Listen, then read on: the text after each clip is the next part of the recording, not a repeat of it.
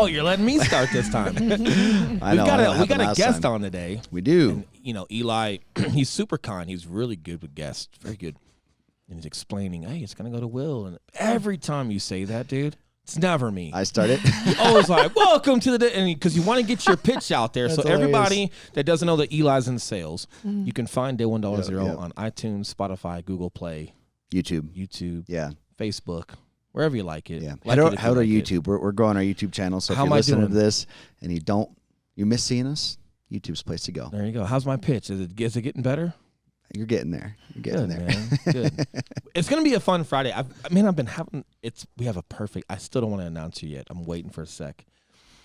But I've been on one for a couple of weeks. There's been some, I don't want to say anger, but there's been frustration. There's been like you ever want to grab somebody by the shoulders and just shake them and wake them up? Mm-hmm. There's been that. So whatever you want to call that. Mm-hmm. But because you want people to win. And I want people to win. And it breaks my heart when I watch people like not put the work in. And we've been having this conversation for like 2 weeks, dude. And it's been about what makes us different. And I don't see us different. That could be a problem too, because, and then when you hear people's why, there's a ton of like creative, just fancy shit getting talked about nowadays. And I'm none of them. I don't know.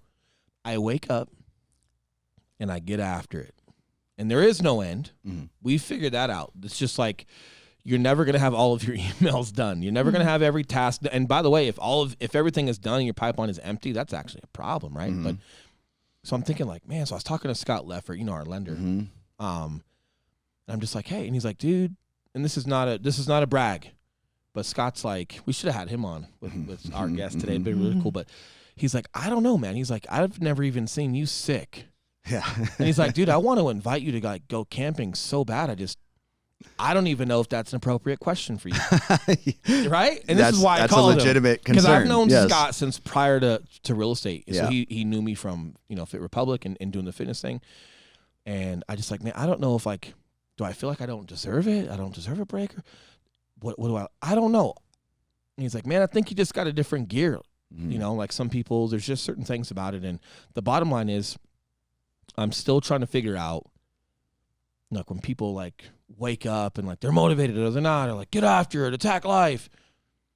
The only thing I can think about is like I've been super neurotic, probably the wrong word, in my brain, super neurotic about military operations, police operations, and like, man, I would completely indulge myself into those professions and just really, really take it serious and be as prepared as possible for myself and for Marines or other officers. And man, we worked super late nights, but then we do a lot of different like reconnaissance for the next day and what the city was going to look like and what we were doing. And man, I just love diving into that. And I think, man, like once you and I got together, that first year you and I together, we were having babies and it was just crazy, right? Well, we weren't having babies, but we were Well, each having babies. Yeah. correct. Like we're still trying. It's not working for some reason. Yeah. We're still Our trying. significant others, yeah, you and I were running around on cocaine. They were having babies. Don't dive too far into that. We'll have them on one day, whatever. But man, it was just like throwing shit against the wall and getting after it. Like, and then, man, as I got more poise and more direction and kind of started seeing it, and I remembered like, as I got more vetted, I started kind of like being more comfortable with our craft, very comfortable like military operations, police operations. And I started figuring like, oh, well, this battlefield is business. Oh, I don't have to be different. Like it's just visualizing certain things and like, oh, well, this now is my business is now my battlefield. Right. But now I'm getting that same mentality. And I don't wake up and like do 10 jumping jacks, say 10 nice things to myself in the mirror. Yeah. Right. And then like, okay. I get up.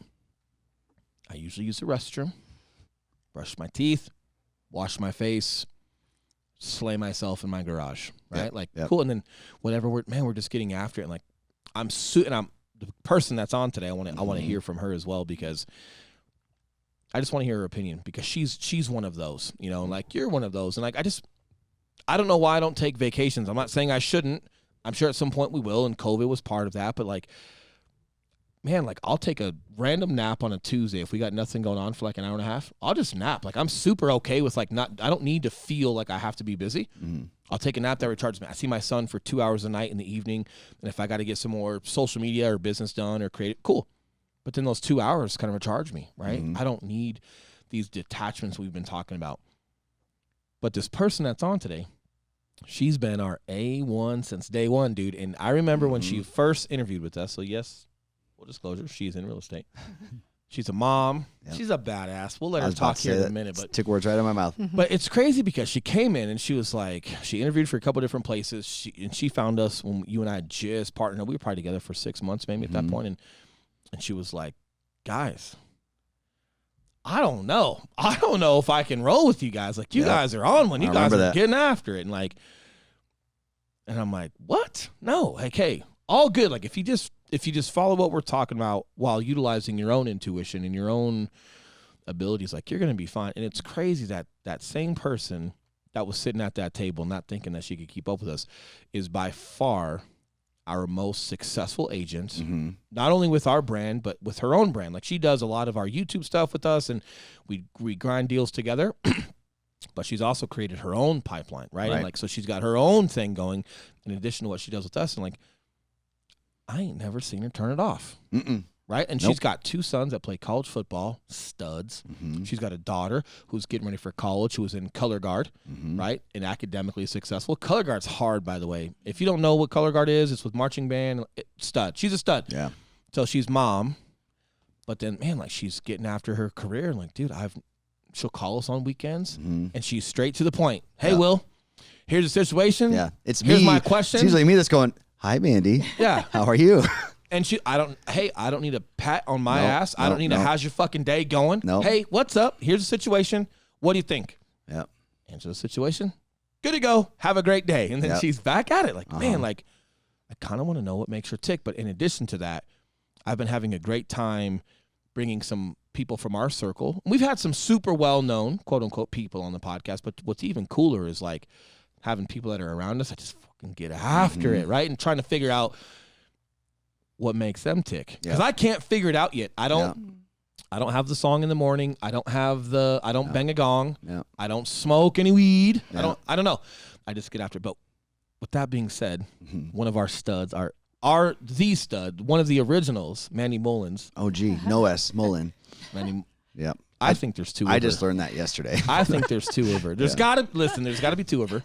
There's got to be 2 of her. So it's Mandi Mullins. There we go. That's awesome. Mandi, hey, what's guys. up? I like it. What's up, Mandi? Funny. Hey. So, yeah, isn't it nice that it took us, how long? 3 years to take the S off? There we go. No, I'm not taking it off. I'm still not convinced that there's not 2 of you. You guys think what you got. Well, you call me what you want. I did put an I on the end of your name, which was not there previous to you joining the team. But you kept it. Yeah. But you kept kept it. it. Did that. She I did. know. I kept it. I remember she was like, no, I kind of like that. And then I think she adopted it for like her social media. And Oh, I did. I took it. Mandi with an I. I'm curious because I talk about, all right, this is like my business is now like my battlefield. And I read a little bit of that book, The Alter Ego.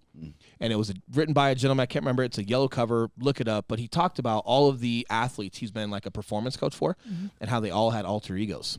Like they had to visualize themselves as like Superman or super football man or whatever to just, or like a Ray Lewis just being a monster on the field. Or Beyonce. He talked about Beyonce in his book and how she took this whole, devil side or whatever you want to call it. Sasha Fierce, right? Like how she had to like be someone else. Well, because she was a church girl. She sang in the church and and Mamba. So did that I have anything to do with like a new chapter in your life? Oh yeah, 100%. Absolutely. And it's like, hey, I got to show up. I got to be me. Was it's there? Different. It was a permission, is what it was, because I'd always been sort of locked down, kind of on lockdown. And I think, it's interesting when you enter into a whole new realm of people that don't know you. Right. It's I hadn't had that experience for probably since I went to college. So it's like a new opportunity to I'm new. like you're going to a new school in a different state. Oh yeah, nobody even knows my name, and they put an S on the end of it. Yeah, so, Holy shit. Yeah. It's also cool because it's like, hey, if nobody knows you, it's like this fresh start. It's where like real I get free. to be whoever I want to be. I'm not in any boxes, and I think too, partly because of my background, there was a lot of. There was a lack of permission to do anything outside the traditional whatever it is that I should have done, which I never did. And was that growing up? Just the way you grew up or the profession that you were in? I think that it was Well, my folks were so much older than me, and so there was a whole generational thing. Like there was literally, they were my grandparents. They should have been my grandparents. Yeah. You're the youngest of 10. 10. Yeah, okay. And so Daddy was 57, and Mom was 44 when I was born. Wow. So that was Miracle baby. Well, and you can imagine the disconnect on something like that. But anyway, there was all of the old gender roles and all of that sort of thing that I just simply couldn't do. I mean, I had no. You talk about how you don't need anything in the morning to get you going. Well, I conversely couldn't do, step into that role thing. It just didn't work. I had no comprehension of what it even looked like to be the wife and the stay-at-home mama, and you were just so the farmer. Restricted by what you had to do. Yeah, and because I couldn't do it, I just felt like, well, I got to go find something I can do, that kind of thing. And so I kept trying to reinvent a world that would work, and that sort of thing. But then after all those years of doing other things, childcare and all of that, I was just really itching to be free. And that's what you guys had provided, that opportunity. Mandy had been through so much shit. She's like, what's the worst that could happen? Yeah. Fuck it. Man. These It's gotta be better. All right. Well, It's a good point. Yeah, it's a good point. Yeah. Yeah. interesting. So it just comes down to like that perspective, like a lot of folks that, go through a lot of traumatic situations, or like folks that are, come home from deployment, or even people that just go for a long duration of time and witness, or live and experience like a third world country where kids go through, like you come home with a different perspective and just the nature of your professions and some of the guidelines with some of those and how you grew up, just super restrictive and just haven't had a chance to get after it. Exactly. And wanting to. And that was what changed that? So what, because I'm sure you wanted to for a long time. Always. But what finally kicked the bucket to make you Well, that's interesting. Go into it.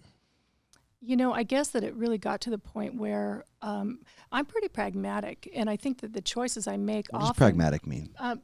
It's kind of practical, sort Okay. of, but Thank you. but it's beyond. I hear that all the time, it's and every time beyond- I'm like, what does it's that not mean? exactly practical. It's more encompassing, I think. But Like logical, practical, like it has to make some sort Yeah, of I linear gotcha. sense. Yeah. And I think that, and I always have been. So I want to be efficient, right? Right. Efficiency is important. So, when you start out and you're thinking, okay, this makes sense. It sucks, but it'll work. It's safe, or It will get the job done. oh, got it. It doesn't have to be okay for me necessarily. I have a job. I'm a mom. I have a scenario within my marriage, and I need to produce. And this is where I can do that. But then when it became no longer practical because I didn't need childcare, see, that was the big kicker. Free childcare and an income Right. really made sense financially. And then I did like working with the inner city population and stuff like that. And there was a lot of, benefits that way. But so I was kind of getting my needs met that way. But at that point where I didn't need childcare anymore, I really began to, lean into, guys, how can we change this scenario so that it makes sense financially for me to keep doing this? And they're like, no, we're not going to. So, so they really, I think, forced my hand. I think that I would have continued trying to make it make sense, but they were just like, nah, we're done. See ya. But out of all things, you chose real estate, which is 100% commission. I know. Right? Like of all things, it's like, I man, know. it's like there's no safety net. Like you either grind and get out there and get after it, or not. Was there anything about the schedule that you liked, or was it just? Is there anything about real estate really that was appealing to you? Or I think that it was sort of presented. It was kind of put before me as an option, and the barrier of entry, as we talked. It's not you terrible. and I have talked. It's Study not. for a It's couple not months. super hard. Yep. It's not. And I was at a place where I don't know. I just couldn't. I think I simply couldn't do it anymore. The whole 9 to 5 and throwing yourself like the into fear of being back into like another system where people were in charge of you, or something you're like just that. because I know how I am. I'm gonna stay if I have to stay. If I have to be there, if nobody else is covering, I'm not leaving because I'm just not. And that's kind of what I think you were talking about earlier. Correct. I don't understand that, but it's real. If I need to be there, I'm there. And you were somewhat newer. How long were you in real estate before you met you and I? I think I got my license right at the end of 18. So, and I started working not with long. you guys Like at the 19. October of 19. Yeah. I was pretty new. or Still. October of 18 or December of 18, right? Was it 18? It couldn't have been. Yeah, it wasn't right before 2020. Yeah, well, you're right. It yeah. wasn't. Yeah. So it would have been. Yeah, that's when it So was. pretty dang new. What Yeah, I it was remember, then. I remember you talked about like you had a coach as well, right? Through Buffini. Oh, right. Correct? Yeah. Yeah. So when you first started coming into real estate, like, and this is important for people to understand too, is like just being resourceful. And like, okay, right. like, hey, you know, like when people first get into fitness and like, oh, I don't know if I can afford a trainer. You can't afford not to have a trainer, 100%. depending on how at risk your health is or your situation and your lack of Exactly. accountability. So like you came into real estate, very few people, especially early on, decide to get coaching. You know, it's like when you were getting your head right as far as diving into real estate, what was your thought process as far as like, because it's super unique that you were in a situation like, hey, I'm gonna get coaching and I'm gonna commit to that. You know, like Right. a lot of people they think they can do it on their own first. I never default to that. Will, I always default to how can I surround myself with influencers and winners and impactful Back to the people. efficiency thing. That's the Yeah. pragmatic thing about That's you, where it's like, exactly right. hey, path of least resistance is going to be putting me around the people that know what they're doing. That's You right. like fucked off for 10 years. I did. Yeah. Not But- pragmatic at all. But you know, and you're a lot younger than I was when I went into real estate. So you know, I think that there's a lot of that too. But my discovery process is never, oh, let me think, what would be nice, what would I enjoy. That's never it. That never even is a part of my discussion in my head. Usually, it's how can I win. How can my kids win? What's the best? You know, I mean, and it doesn't ever get that. I stay confused about most things in life, but not that. Yeah. You know, that's And I was pretty super simple. intrigued by you because we talked about like your boys, and I remember when you were talking to us, like, I don't know if I can keep up with you guys. You guys are just on one, man. Well, like, and it's obvious. Yeah, it was then. I'm like, hey, if you just apply what you're doing and just stay the course, man, you're gonna crush. And I don't even think we asked you how many deals you'd done.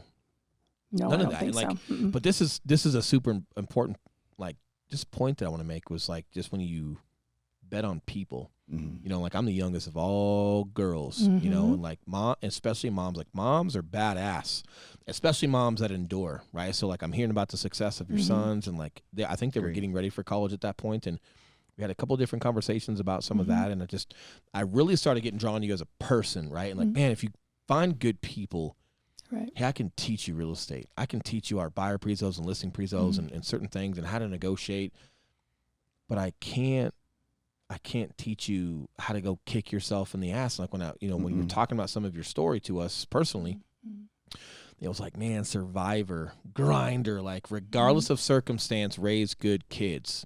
Yeah. And that's easier said than done. A lot of people, you know, have circumstances that, you know what, maybe they could blame their circumstances. And a lot of us would be like, yeah, fuck, yeah, I get it. And like, not one ounce of that out of your mouth. It was just, man, just raising kids and getting after it despite some of your circumstances. And like I got super drawn to that, not the typical interviews with real estate with like, how many deals have you done and who's your ideal client? Well, my ideal client is someone moving into their second home, they're married, they're on their third kid. Like, what the fuck? Where does that even come from? I know. Books. Dude, like, you know who your ideal client is? The one who wants to work with you because you're well, new. Sure, 'cause, Get out there and get a deal. And then you know how you get your next ideal client? You crush as a professional. Right. And they recommend somebody to you. And I never understood that ideal client thing, not calling it wrong. Maybe I am. We've built an extraordinary sphere. And we've got folks that are super old, super Democratic, Absolutely. super Republican, Absolutely. all walks of life, all coming from referral base. If we just crush as professionals and we cared, and man, like that was a quality that I saw in you as far as like how well you deal with your kiddos. And like, man, like she cares. And I just thought it'd be a great opportunity to work with you. Oh, that's You know, great. and now look, and it's something interesting too. And I'm curious because again, like out of all places, you go to us. And I'll ask this, but then I'll kind of rewind it. We were talking the other night on the phone. I shared a personal man success. I had a successful. I spoke to you about it as well. Like I had a win, you know, personally. Not important what it was, but it was a significant mindset like win for me, right? And we were talking, and you know, I think I bothered you for like an hour. We were chatting about it, and then Mandy said something to me. She goes, "Well, you know, like, no, she's like, hey, it's really cool that you thought of me to call and like share that with me." I go, well, yeah, well, we've talked about some of my fails in this category. And so like, yeah, you and Eli are just the first people I think of that I want to share that with because I've had conversations with both of you on how to maybe tackle some of that and just get better with it. So then when I did, it's like, man, I just want to throw the credit there for the conversations and just the mindset chats we've had that helped me succeed there. And she thought that was super cool, bro. And she goes, Will, like, no exaggeration, I think, like, I can't remember another time outside of you and Eli where I was around people that just genuinely respected me. Baffled me. Yeah. I know. Yeah. And so you're also a Care Bear, right? And like, I run into this problem, and I've talked about, like, sometimes I can be so eager to help people and be a value add that it looks like I'm fawning, right? And Brian Shantosh had a really cool write up on his Crooked Butterfly one time where he talked about fawning, and he wasn't talking about me, full disclosure. He just wrote about it, and it spoke to me. It was like, you know, certain behaviors, whether intentional or not, can give the impression that you're fawning, and psychologically, like, maybe people don't even mean to do it, but they can walk on you or abuse you or certain ways because it's like you're always there, you're always available, you're always happy to help. You know, like, that's my mom. Yep. And I've seen some of my mom's friends kind of act a certain way. Now, I took on some of that behavior, but then I also check people if they get weird. So I'm like the hybrid, but I wonder, like, because I see how much, like, you care and you give. Do you think it's like people haven't respected you for some of that as well, or you know, where do you think it comes from? I you know, nothing happens in our life that we don't allow. I mean, I absolutely own that part of it. But I think too, structures like family structure. I was so invisible. I mean, because the youngest of 10 kids in the middle of nowhere, you guys, we did not have running water until I was 5 years old. Damn. Wow. I mean, and still very, like, you have to build a fire for heat and cook on fire stoves. I mean, just insane, insane. Yeah. And it sets you up to be, I tease my friends who have come from other countries because they had very little and they came to America and they were amazed by how much they had, but I have such a kindred spirit with them because I understand what it's like to not have inside toilets and all that sort of thing. So when you're trying to show up in a culture and in a community that's normal, and you're not, see, you have to develop so many capacities, and I think that somehow my individual self-protection kind of got lost a little bit, and I didn't see it witnessed from my family. They didn't go out of their way to make sure I had any comfort. No, right. You know. So just being raised a certain way and not necessarily having a level of respect by people, you didn't have a barometer for it either. Exactly. Yeah, I did. I hadn't seen it witnessed, and so I had to kind of do the best I could with what I had, and I got a lot of strong abilities and capacities, and so when I find them, I try to lean on them more and more, I think. Super interesting. Yeah.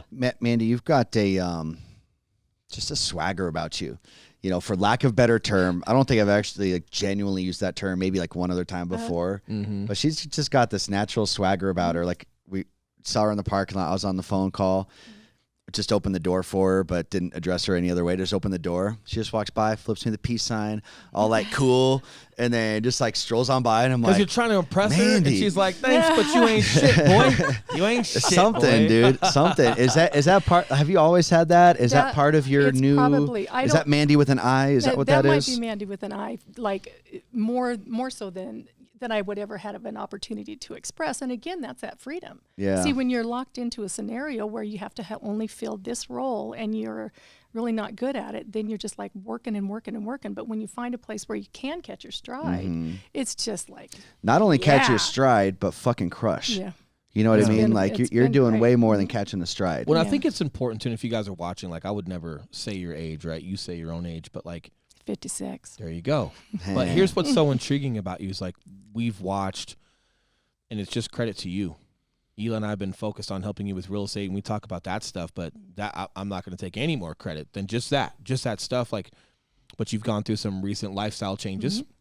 Divorce. Yep. You've shouldered that, you know, and then, hey, you've got to sell that house. You crushed it. You sold. You moved into a new place. Then you just bought your own place. Really cool spot. And, like, is there any, like, identity shift there? You know, because it's, man, like, you make it look super comfortable, but I'm so interested because, like, people think that you just are who you are and you're stuck. And, like, I'm 36 and there's people that are around me at my age that feel that. There's people in their late 20s that act a certain way, that think they're stuck, and, like, you're 56, but you look young, you've got high energy, and, like, you grind every day. And I just wonder, like, one, how do you get after it every day? But then two, is it liberating while challenging at the same time to kind of like not reinvent yourself, but yeah, you're no longer married. Kids are in college. Like you kind of are like, well, like it or not, I'm going to be this new person. And instead of it allowing it to like put you into a cave or back into some hibernation or something weird, it like you've blossomed extremely well. And I just wonder where that comes from. Well, you know, the thing that I do struggle with the most, I think I'm not sure, and I don't know if these things ever even matter all that much. I do think self-awareness is important, but I'm somewhat introverted in that I do get pretty exhausted around people. Like if I have to do the people thing a lot, I get. I'm watching the time.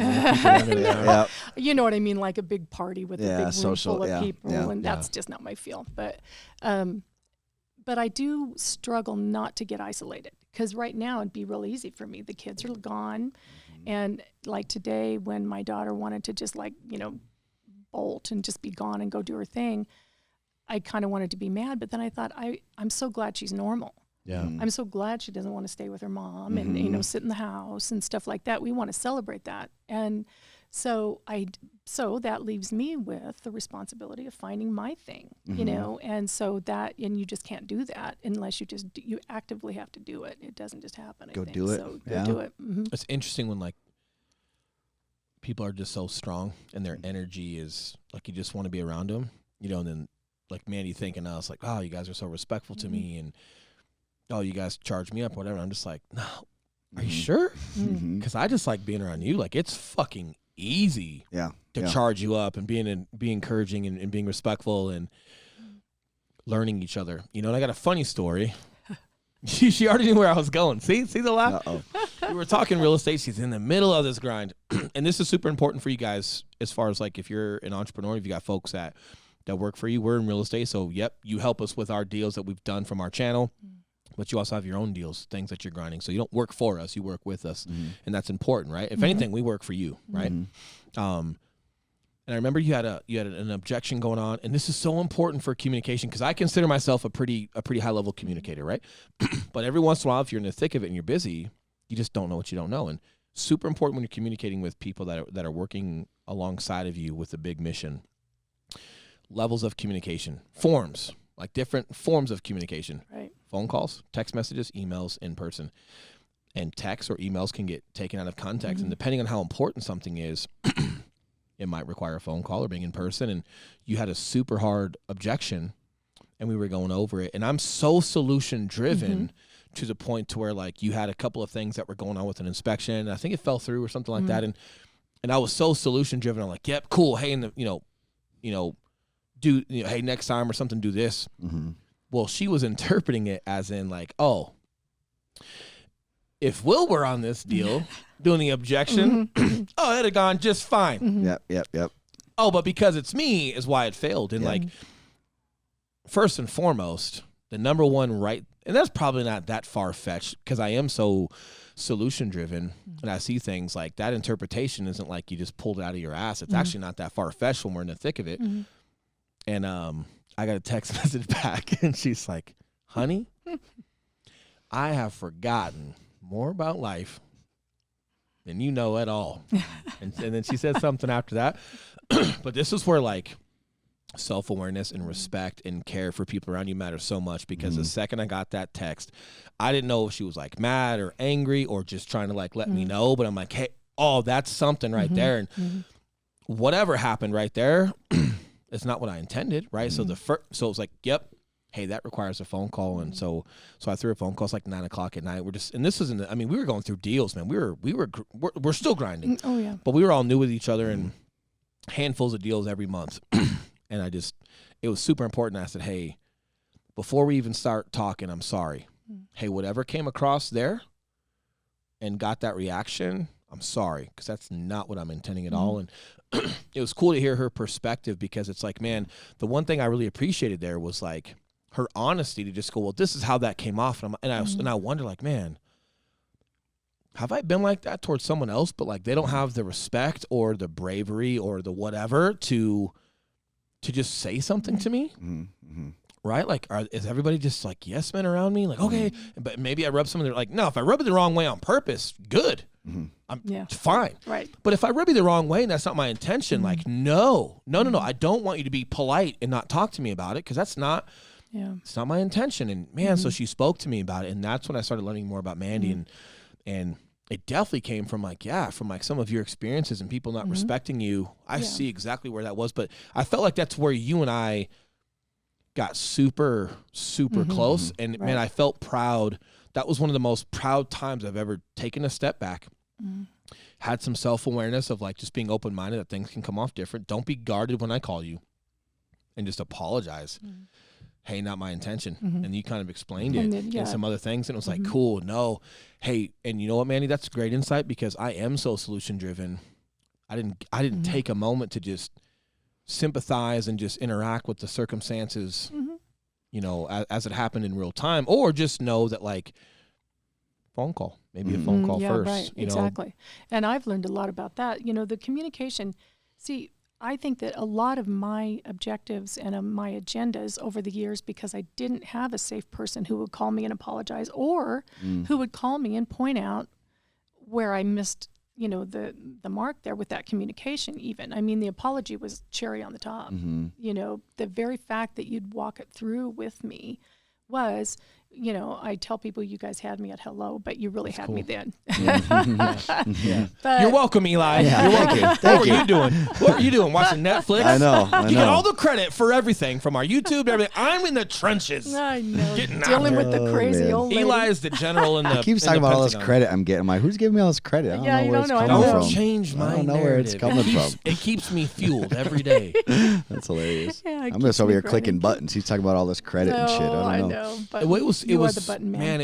it just felt like a real bond. You know, like Yeah, it there's was something real. like camaraderie is forged in adversity. And I Yeah, learned that in the 100%. Marine Corps. Like Right. when you're really going through some shit together and like, yeah, we're talking real estate. We're not talking war and that. Hey, cool.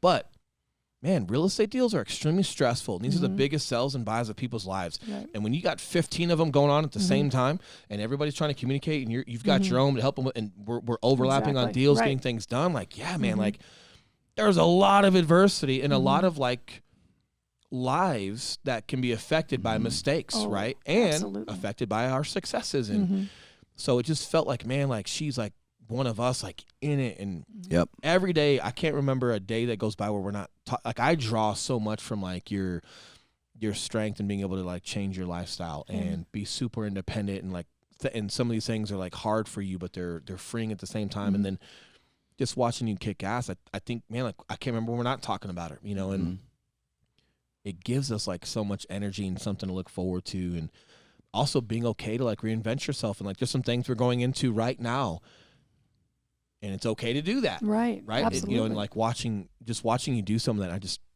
have you ever dialed this down as far as like, do you say 10 nice things to yourself in the mirror every day?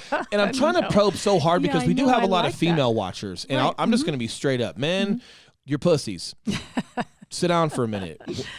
Women are strong, but like sometimes women, it's just from my experience. I'm not bottlenecking women, but I do feel like they get constricted or they need permission to do Right. things. And Yeah. especially like the older and older you get, you feel like you can't reinvent yourself. And I feel like you are a significant value, especially to like women just wanting to have that independence and strength and self-respect Right. and just getting after it. But you don't have this demeanor like, and again, I'm not bottlenecking anybody, but you know, like the whole lean in generation and like girls that want to be executives or CEOs, I'm cool with that. Yeah. But they come off like assholes.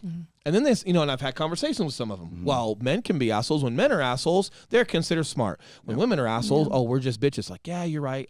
I'm not going to dive into all that. But I feel like when women are wanting to get after it and be a manager or an executive or just kind of own their career, they're almost overcompensating, like They feel like they have over-indexing. to. Right. Yeah. But you're Right. comfortable, like you're just so comfortable in your skin, and like you get after it, but you're also like just so kind and giving at the same time, and you quietly just fucking get after it. And I feel like I hope this is like the number one viewed, listened to podcast because I feel like there's just so much here. And I know I'm asking you a lot in like one question, but like there's so much as far as like what you're doing that I hope other women can like take and pull some, because we're men Right. and we're pulling energy from you. Like imagine like what women could pull from you, right? I know it. And I do think that there is, again, I don't know if it's a cultural thing or if it's a girl thing. I don't know what it is, but I do think that there is, if women can allow themselves to become that vulnerable person who doesn't have to have all the answers. And see, that's the thing. I think we're expected to somewhat. I think we're supposed to not have to have everything, have to figure it out. You do have to overcompensate. Like if you're going to be a successful woman, you have to have it all figured out. Yeah, I think you do. And I think you're expected to. And I think that kind of goes back to the heart of that conflict that you and I had. See,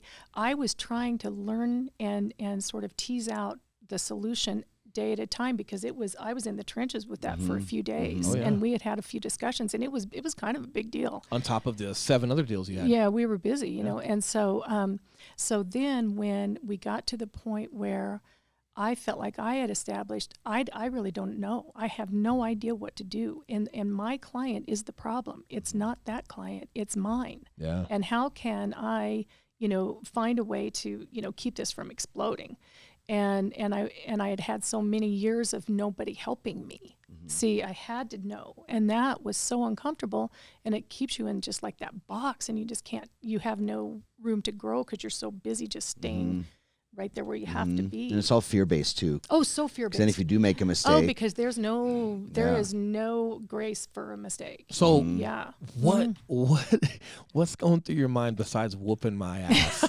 Oh, God. Because you're so kind, and you've been in this, and like I'm sure through childcare and church and things, you've had people blame you for stuff, and you just took it, right? So I'm texting you a solution, but you're taking it as in like, if I'd have been doing it, it'd have been done. So I'm kind of blaming you. So what was it that was like that allowed you to just muster up the confidence to just respond to me? Yeah, like it was. That? See, I think that really is something that gets downplayed a lot. The fact that you guys presented yourself not just to me but to everybody, whoever you were around, when we were in the office at Berkshire and stuff like that, you guys were, you were just available. You just made yourself available. If there was a way that you could impact or contribute in some way, or if you could, teach or help or guide or anything, or, you were just safe.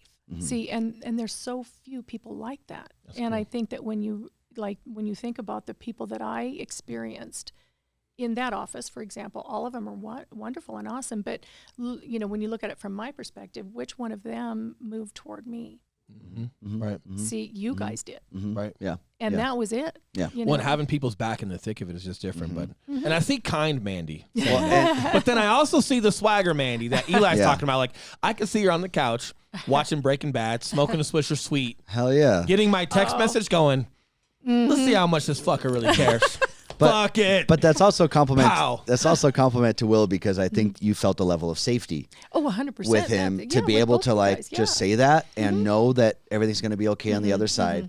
And probably when that phone call came to you, it was probably a little unexpected, but then also very much like, that's what should happen, and that's what normal. I'm so happy did happen. I know it, and I don't think that I ever set out to test people. That's not. I've never caught myself doing that. Like intentionally. Yeah, like well, let's. So you weren't see. Smoking a blunt? No. Like Eli would, like testing me out. Like, all right, I ain't doing. I was smoking a blunt. I'm too paranoid for that shit. Yeah.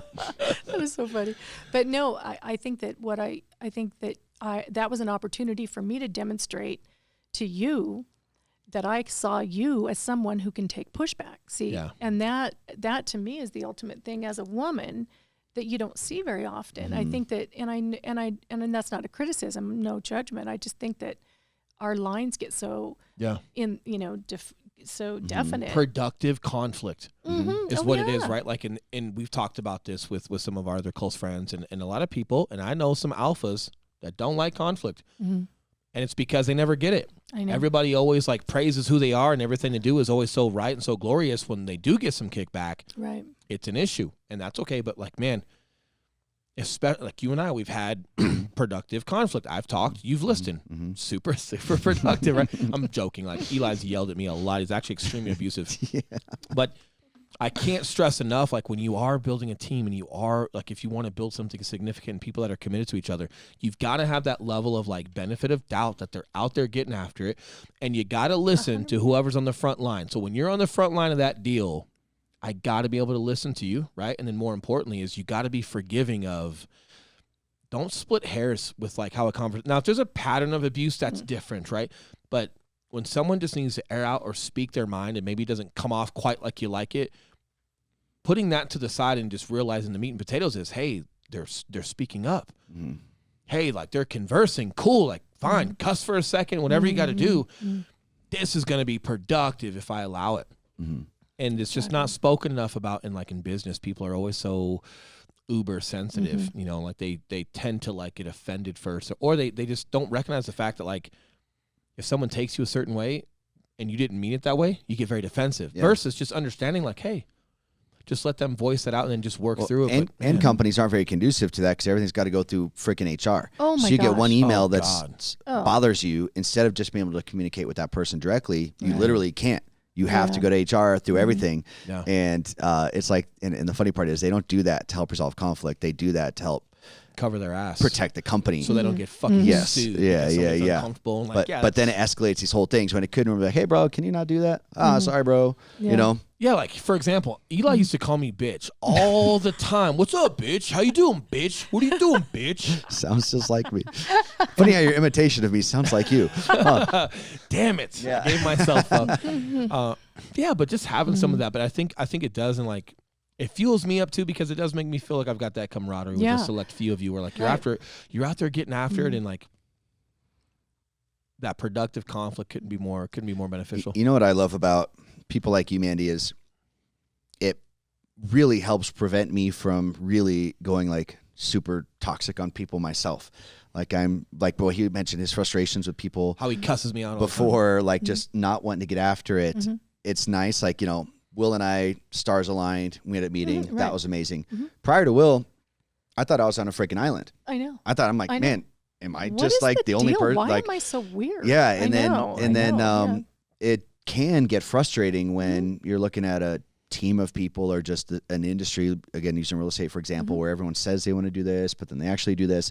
But then you meet the U's and the Scotts and the Gavins and those people, and you're like, okay, these people do exist. It's just such a rarity that these people fill this role.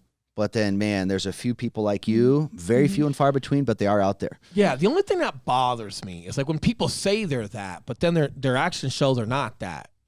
And then it fucking rubs me the wrong way. And I got to let that go because, man, it's like maybe they do want to be that. Maybe they are like saying some things and then trying to warm up to that. It's not like they're trying to be liars or anything like that. Well, right? and like, I think, dude, we just have a different level. Like when we say we want to be that or do this, our mind goes to a completely different place. Completely unrealistic to a lot of people. Completely like our finance goals. Fuck, dude. Like not normal. Yeah. You look at other people and it's like they're making it. They're getting after it, and in their mind, they 100% are. Maybe they're making it is so that they can go on 3 vacations a year. Right. And in their mind, they're like, man, I'm crushing. Yeah, I got 10 grand in the bank. But and I'm not against vacations, right? Like I want to be clear. Like I'm not against like time off or vacations. I just feel like you've got to give yourself permission. Yeah. But if you're not where you want to be, it's not the time for vacation. But maybe they are where they want to be. Well, But see, 100%, you're right. And I think, you know, for me, you guys, the thing that it boils down to when I was raising the kids, you know, it was so obvious to me that if I am seen as incredibly special and so amazing and loved beyond belief, which is amazing. And you know, I mean, that's how I felt about my children, of course. Right. But the moment I convey that that's how everyone else sees them, they're screwed. Yep, it's true. They are just Honey, screwed. Mommy loves you. You know what? I love you a whole bunch. But your shit stinks to everybody. Yeah, you know what? Understand? I know That's such a good point. thing was, you know, you guys, you are so cute. I love you so much, but you're not that cute. Yeah. And nobody's ever going to think you are because that's just how life is. And so such a good lesson. So if I try to pave a path for you that's not legit, I mean, how are you ever going to, you know, do it on your own? And I think that, and I'm kind of using weird words but that's a concept. And see, I think you guys understand that concept. And when the moment I met you, that's why I said I'm not sure I'm up for it because I was a little off my game. I'd been through kind of a lot at that Thank point. God you were, man. Oh my God. Well, and here's what that also does for your kids though is when you're like that, they have the benefit of, hey, mom loves us no matter what. I'll take a bullet, sure. But then also, hey, I'm not expected to be perfect. Like I promise, like you saying the outside world doesn't look at you like this also gave them the idea that man, it probably alleviates some pressure from like, I bet it did. I hey, didn't mom's think going to love about me no that. matter what. Like, I'm going to try my best. But man, when parents overly love their children and overly, you're the greatest, you're the best, all of a sudden, if you don't feel like the greatest or the best or something, fuck, do parents love me? Right. My mom going to love me if or how am I ever going to achieve? Yeah. And I do think that, and I've really been, all three of my kids have demonstrated courage, and like they're like vulnerable, that like wrestling, really. Oh my gosh, you guys, jiu-jitsu and things like that. Touch that butt. is just, I don't know if, I'm still not convinced about jiu-jitsu. Oh my gosh, it's just, and I remember thinking, like, they'd have all their guys come and watch, all their boys. They'd be like, come watch me. And they, oh my gosh, they would just get the beat down of their life. And it would just be grueling and long. And in the end, they'd get stuck. And I mean, to me, that demonstrated something that they felt about themselves, that they were okay. They're okay being vulnerable. That they're okay. They can be, they can lose. take a beat down in front of their boys, and they're still okay. But the stage was set, right? Like from mom, like the stage is set early on as far as like, hey, that's going to get you. There's a forgiveness and an acceptance of it. Like, hey, that's okay to lose. And it did translate to them. And see, I don't think it translated to me because I never had that experience. So I think what I do is a lot of compensating. I have to work awfully hard just to get to the starting line, is what it feels like. Shit. You know, so then, you know, that's kind of a continuum. She's going to take over this company. I know, she is. I'm so nervous. Will, what makes you go every day? I'm fucking running from Mandy. That's hilarious. I'm trying to keep my name on the damn sign. Mandy, kidding me? How does that feel? You're probably at a point right now to where it's like, yeah, you're still on the fucking gas pedal like you always are. But is there a period of like, okay, cool, like I'm cruising, but like, no, not yet. No, it doesn't. I'm not sure it'll ever translate to that. I think what it'll translate, I think what I'm anticipating is stepping into a different role, a different part of it somehow. And of course, because I have the example. I have the example of my parenting career, you know, that works well, and you see benefits, and you can see how it goes so beyond you. I mean, that what my kids can do, their capacity is pretty amazing to me. Really, it really is. Well, and like you're kind of in that loop of like, yep, they're in college, so they're kind of away from you, but then you go to their football games. You go and watch, and I'm sure you've got a lot of joy. Oh, it's and I do, and I think that, thanks for dialing that in, because that's kind of, I think, where I'm going with this. It's like, this is going to produce more than success and sales. This is going to produce something beyond what it is. Bigger than this. And I don't know how that looks, and I don't have to. But for now, that's way down the road. And so today is just today. You know, so it doesn't really shift yet. Mandi, what is your, outside of real estate, what does your personal life look like? Do you because you're fit, you're pretty, you're tan, you're healthy. What are you doing outside of business to do all of this? Yeah, because I hadn't thought about it, but I'm not sure. I don't think there isn't much. It's a lot. You work out, you eat healthy. You know, I try to stay. I mean, I do my thing. What? Yeah, well, I drink a little. Yeah. I love Jesus, but I drink a little. You've heard that joke. I do love Jesus, by the way, just to call out. Yeah. That's funny. Yeah. So, but I'm sure kids, right? You've got time. With yeah, kiddos. you know, I try to do a lot of that kind of thing. But I get, like I say, I'm searching right now for something to fill a few of those little spots. Yeah. You know, and so that's not part. Bingo. It's probably not bingo. I didn't think so. No, a little too probably active not. for bingo. I'm just glad you enjoy the grind and you enjoy like building your career, because when I've talked to a couple of folks, and I've got it, man. I've had the people that are like, I don't know what you call them. They've been around for a while, and like the unsolicited, you need to give me advice because I'm younger in the industry, and like you're this big deal. I'm using quotes, you know, because I think you're a big deal more to yourself, or like because you've been around for 25 years, you're a big deal. Like you have to like, hey, we're up and coming, so you have to like give me advice. And we got this at Berkshire, right? Yeah. And it's like, hey, well, don't burn out. Oh, you know, like, hey, my gosh, I get hey, tired listen, of that. you just gotta listen. Pace yourself. You got a good family, and you got young kids, and I'm just like, listen, dude, I can't even get you to answer the fucking phone when I got a question for you. But I just, you know, it's like, man, I wonder if there's more people out there like, no, like we had dinner with Gavin last night. We're talking some business. Going to Idaho soon for a shoot with some tier 1 guys. Super fun. I'm teaching there. I'm a lead instructor. Going to see Ben Newman soon. Super fun. Mm-hmm. Very exciting. Going to learn and converse about some business things there. Like, that shit is fun. Like, this whole business development thing that we're doing, like, dude, like, gosh damn it, dude. Like, it's fun. Like, why do I have to have something, like, we don't have, you got a hobby? Yeah, working out. And Lifting heavy awesome. shit, hanging out with my kids. Like, but all of that seems like the grind per se. It's like, man. It is, yeah. But all of them, for different reasons, charge me up and motivate me. Like, I'm going to go see Tosh tonight. Tosh has a big fish event going on tomorrow. They're going to run like 100 hours, something gnarly. Some cool guys will be up there.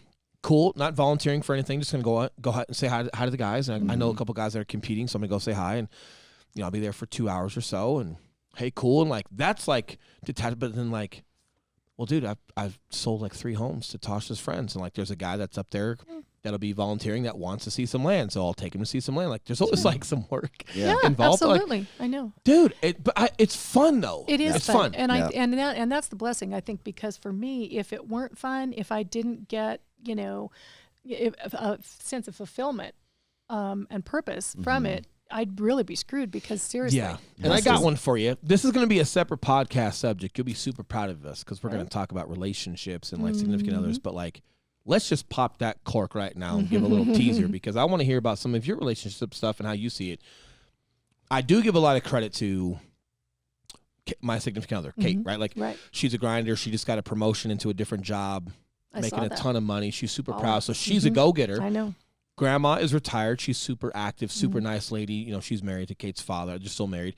But like, in the Filipino community, like, yeah, hey, grandma's retired. She wants grandkids. So our kids go down there during the day. Chloe's in school. Cash, he's 2.5. He needs a little bit more attention. But Chloe's 11. She does her thing. She's good at school. Cool. So Kate grinds her career during the day. And then when she's done for the day, she grabs kids. She has kids at night. And like, if I get home at 6 o'clock, cool, I'm around some kids and until 8, and I'll get back to work or make some phone calls or whatever I'm doing.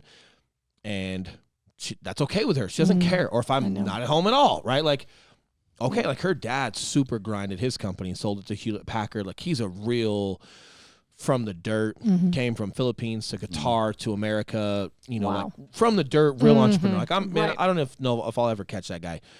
But like, she was raised around that. She understood the hard work. Like, her dad would sleep at the office in Denver Tech Center sometimes because they were building, man. Like, it was straight up, just ground up shit, right? And I wonder if like some of the unsolicited advice that I get, or when people like tell me things, like, oh, don't burn out. Like, well, hey, make sure you make time for this. It's like, man, I wonder if like that's like what you really want to tell your significant other, but you'll give me the advice. Yeah, because I saw it in the police world. I saw cops that had shit shows for lives. Not all of them. Don't get crazy here, but there was a couple cops that were shit shows in their personal life, but they were real good at giving advice to, and I'm not being sarcastic, like the advice they gave, I'm sitting there like, really? Hey man, that's really good. No, it was good. No shit, like, and fuck man. Yeah.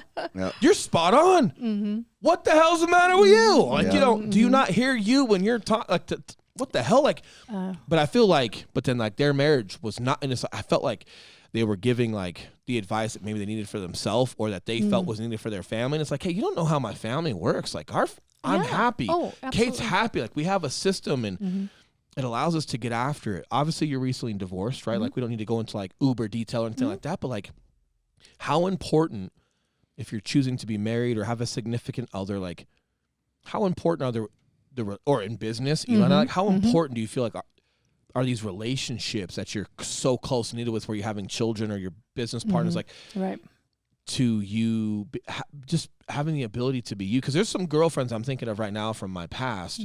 This would not have flown. This would not work. What are your thoughts on that stuff? It's taken a lot of years to kind of, dial it into exactly the bottom line of it. And I think for me, it's super easy to understand that, I've used the term, iron sharpens iron. And I've said to the kids, the thing that we have to do in life is find people who make us better. If we're around people who we're good enough just like we are, or like they're resenting if we're trying to, have a goal or anything like that, or if they're not tuned into it, or if they're not supportive of it, or if they're not a part of the answer, or if they're not facilitating any of that, or, like if you're dating a girl and she's going to resent you spending time with your boys or on your career or anything that translates into another stumbling block. See, that's all that becomes. Right. And then there's all that tension. So it's no fun being that. I mean, I think that there's probably a lot that goes into relationships that could be a little bit more, I suppose, softer, more like, oh, gee, turn towards me and I love you and la, la, la. People do that? I guess. Apparently. Oh, man. But, and I mean, I'm not, that's awesome. But if that's not coupled with the sense of really wanting the other one to win, which is what you guys have. And it comes from the support role too, right? Like, Right. so like Kate and I, of course, yeah. people could consider that, oh, okay, so you're both like alphas, right? She's this alpha female, you're alpha in your business. And okay, so you guys helping each other win is by both of you going out and winning. Like, I guess it sets the tone a little bit, but there's also a lot of support that has to happen. So whether you're a stay-at-home mom, a stay-at-home dad, when we talk about, like, I'm just using Kate as an example because that's our household, but I think the bottom line is her and I, our natural dispositions fit one another. Agreed. And we understand, like, where we've got to support one another. This is not about, okay, both people have to have crazy Just careers. be selfish and do your own thing. You're like and Mr. and hope Mrs. to- Smith. No. Because those could also be disastrous. Oh, yeah, of I think the course. bottom line is it's, like, it just has to, you've got to align, you've got to fit with a lot of things. But then understanding, like, hey, where am I a support role? Like, and is support just listening to them? Is support helping with the kids?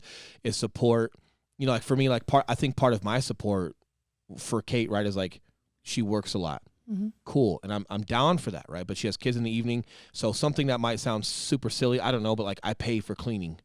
Love it. Now, I still have my daughter. She cleans and she takes out trash. Yeah, she you're picks not up dog denying poop. them that. But there's right. a lot of core things that I get done every week at the house because it's like, hey, I know because she's got kiddos and I'm gone, man, like, that's just another thing she has to do. It's like, why? Because she's wife? I don't know. Like, no, it's because, hey, she's already full on her workload. Then she's got kids. So, and I order custom food. So we don't get any full meals, but we get our proteins.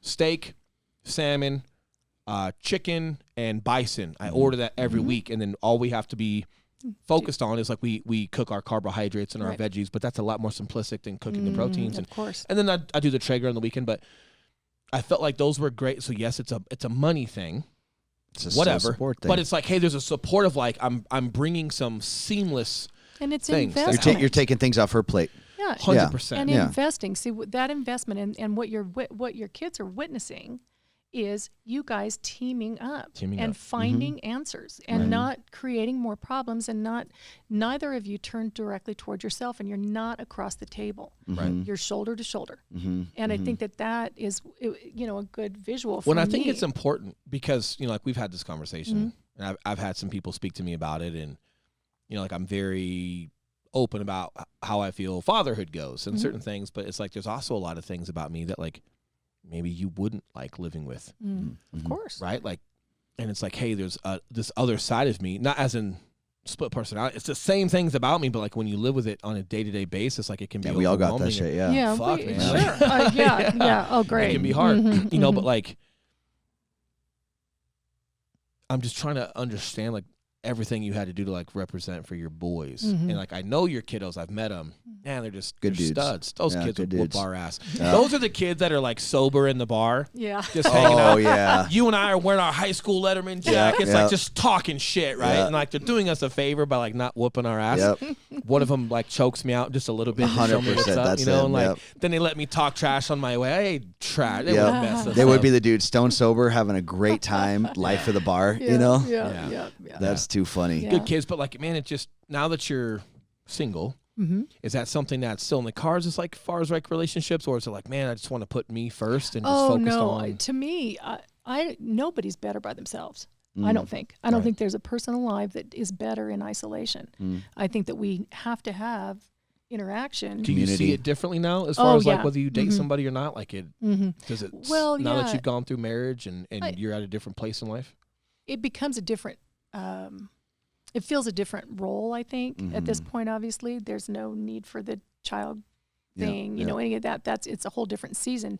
But for me, I just don't have any time to mess with somebody that I have to not that doesn't get me. Yeah. You know, and that's nothing. And you identify that a lot quicker now? Oh, a lot quicker, I think. And I think that, you know, and that's nothing against the kid's dad. He was awesome. He's an amazing man. It's just that we were never actually married. You know, he kind of did his thing always. And as long as I didn't disrupt it too much, he would show up, you know, and be at home and feed the kids dinner and, you know, go play ball with them or whatever.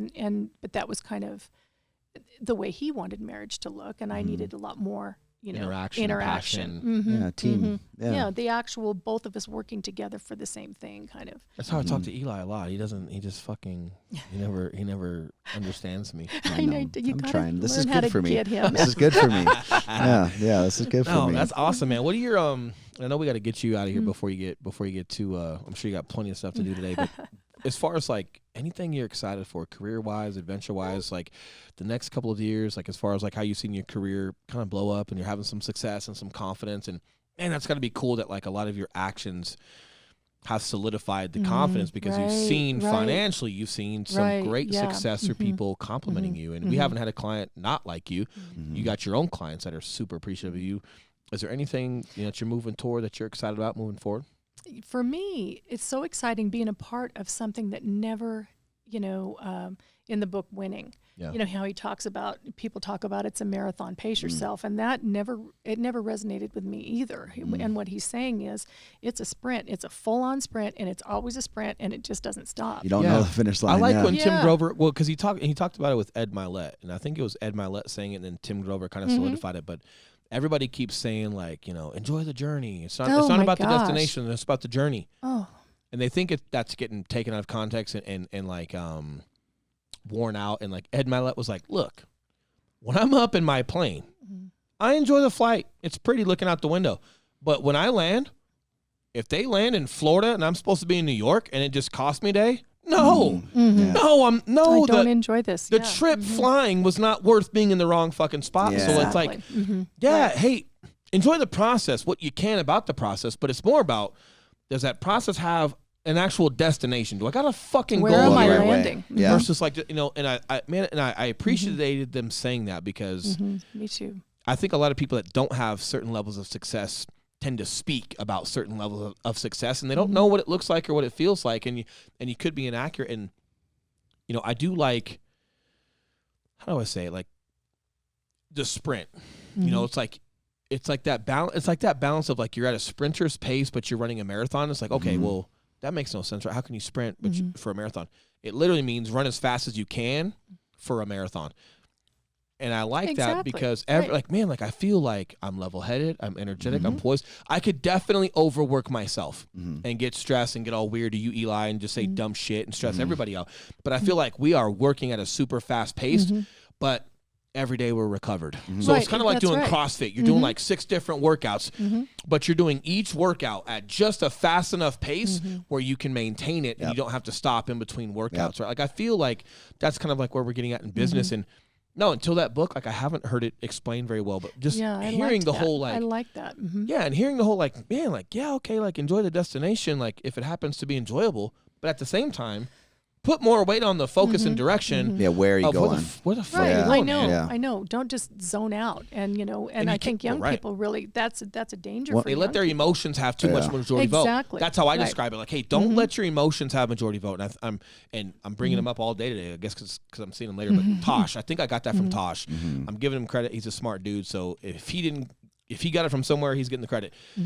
Not allowing your emotions to have majority vote. Like I think that's super important because very rarely do your emotions create the actual right outcome or the right way to approach something. No, like, I know. Yeah. And when you're talking about like your business and like if you're talking and you're putting so much emphasis on like enjoying the journey, well, that's a very emotional response. It's like enjoyment is this emotional feel. And then if for some reason I don't feel that, I'm like pumping the brakes or doing something different when you're just getting fucking started. When that's a goal, if enjoyment is the goal. Yeah. Or just really like we say in the Marine Corps, like, welcome to the suck or enjoy the suck. Right. But it definitely lets you know this is going to suck. But I promise you, like when I was like in the Marine Corps, I was a squad leader. I was a lot of shit. Doesn't matter. We had a squad at the time called Dirty Third. And we did I had rejects from other platoons that were knucklehead, terminal lance, that were good dudes, They had a hard time with authority if the authority were pieces of shit. Yes, there are sergeants that aren't very adequate, and people, youngsters that come from gangs and other backgrounds that are great Marines but don't have that political side to them quite yet. Yeah. They're not very tasteful. If they think their leader is not a good rifleman, not educated, but they're a sergeant, they're not going to respect them, and it causes conflict. They would send those dudes to my squad. It's called this dirty third. I loved it, but like, man, like, it was gritty, but we ran longer than other squads. We put more weight in our fucking pack than other squads. Like, they started enjoying that it was going to suck more than other squads because they had a pride. And there was this pride and this identity that came about with third squad. Now, too far of that, like, you don't want to alienate yourself from other Marines in your platoon. So, like, too much of that can be weird. But what I'm getting at was, like, they started enjoying. And I think that's what Kobe Bryant would talk about, you know, like, embracing, like, the process, just knowing it's going to suck. But when it's like, oh, enjoy the journey, like, fuck, that sounds that means weird. That's meaningless. But for me, see, I'm always, I think that I pursue power. I want power, and I don't, and I never know exactly what that power looks like. But I think that that probably stems. That's one of those big things from being a kid with no power and no voice and being completely isolated. But you don't come off like you're trying to take power from anyone. But it's a very subconscious thing, and I'm power not as trying in, like, to take it. I'm trying to build earn it and build it. Almost like So could that power be visualized as like independence? Yeah. You're paying your own bills, you're supporting yourself, you're impacting people. I can't impact anyone if I don't have something to impact them with, right? And I think power has a lot of forms. Financial success is one of them for sure. It just makes us able to impact in other ways, you know. And I think that's for me, that's the most meaningful thing we can do is impact. Impact and power, but like you and I were talking about this the other night about like how power can be manipulated and taken the wrong way. And then we had a couple jokes about these weird churches. Right. Yeah, exactly. And like how people use articulation and like influence is a very powerful thing. Like how influence can be used in a very toxic way. So you're talking about like the power of influence and impact and independence. Right. In positive. Oh, of course. Yes. Yeah. And it doesn't ever enter my mind to manipulate and use it. And see, that's again where I feel safe here. You guys are powerful. You guys are game changers. You're literal game changers. And the fact that you don't have 25 people lined up at your door every minute of every day just blows my mind. I'm kicking them out. You know why? Because they're telling me they want to do this and do that and work this and work that. And like, I want that too. And like, no, you don't. Yeah. You know, like I called you on Saturday. You didn't answer. I saw you at the pool. Get out. Yeah. Well, and I think that and see, I don't get that. That's a complete disconnect for me. I don't understand that. But I do feel like if I've got people supporting me and giving me, you know, the ability to do more, to not take advantage of that. I mean, I do manipulate that. I do take advantage. I do I stick right there. Well, it's refreshing, Mandi. Your energy is contagious. Well, I think, I think I'll leave it with this. Like, I think if there's one thing I could sum up about Mandi, like why we had her here today, why I thought it was important for people to hear her. Hopefully we'll have her on more when she's got time. She's out. She doesn't need us right now. She's making that money. But, you know, I think if there's one thing, if I could wrap Mandi up in a statement, it was like, man, like beyond fear or insecurity or the unknown, like, she just got after it. She just got after it, both feet in, and put herself around who she thought would be good people that would get her along the way. And if somebody wouldn't get her along the way, like she was in real estate prior to us. She was working with a lady who was a managing broker, and so she jumped in. She got a coach, but then the managing broker she's with, you know, wasn't quite paying up. That person was retiring, so it was no longer going to be a resource. And she got resourceful, and she put herself back out there, put herself around who she thought would be good people, and she wasn't relying on other people to, like, she just being resourceful, right? Like she found where she needed to go and just jumped in and got after it regardless. And like, but I just love how like fear is real for you. You talk about it. Big time. Insecurities are real for you. You talk about it, but you're one of the rare people that are so open about it and comfortable with it, yet you still move forward. Like, yes, I'm scared. Yes, I'm insecure. Yes, I don't know everything about real estate. No, I'm not going to stop though. Like these things, I'm going to conquer these things over time. And I think that's from just your experience through life, you know, and like well, the choice you is saw the die. ladder. Yeah, You saw the ladder. I'm What, not sit doing and that die anymore. Yeah, Yeah, sit but- down and die. Yeah. But I think that's, man, if there's any encouragement I could give other people, other women, other people in general, just like, man, the power of just understanding your fear, not trying to ignore it and put it on No, the it's back real. shelf. Just, Yeah. hey, it's there. But just not allowing the insecurities and the fear to like prevent you from just chasing what you want to chase and getting after it, knowing like you're going to be better for it. Like you're a prime example of what that looks like. Yep. Super cool. Well, and it's great to have people who can support it. So that's where I'm at. That's the easy part, dude. She's been getting after it since day one, dude. She Like has. I was waiting for this to be like undercover boss. She's like this 50 billionaire lady that's like, oh yeah, this has been an undercover show. I own Still might New happen. York. And Still like, might happen. cool. So did we make the show? Oh no. We're we just using you, fired? honey. Yeah. We're just You're just a using you. pawn in my game. Yeah, Like, that's Yeah. right. Wouldn't For real. surprise me. You guys are Still big happen. pawns, by the way. Big, handsome pawns. That's why I choose you. Thank you. We appreciate it. We appreciate it. If you guys have any questions for her, for Mandi, hit us up. You can find her you're on Instagram, correct? Yep. What's your handle? Mandy Mullin, realtor. There you go. Mandi. Mandy with an I. Mullin, No underscore. realtor. There you go. I think there is an underscore between. Mandi_Mullin. Either way, hit me up, hit up our channel, throw us an Find email, us. throw us a call. That's if you guys right. have questions or if you want to connect with Mandi, let us know and we'll get you guys. all We'll get good. you guys if you're worth a shit.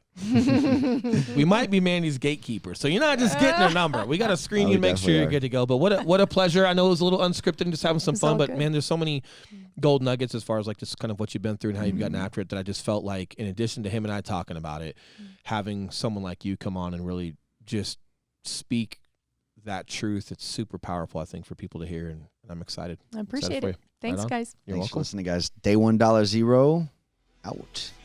He always says it at the end. I'ma sip it on down and turn it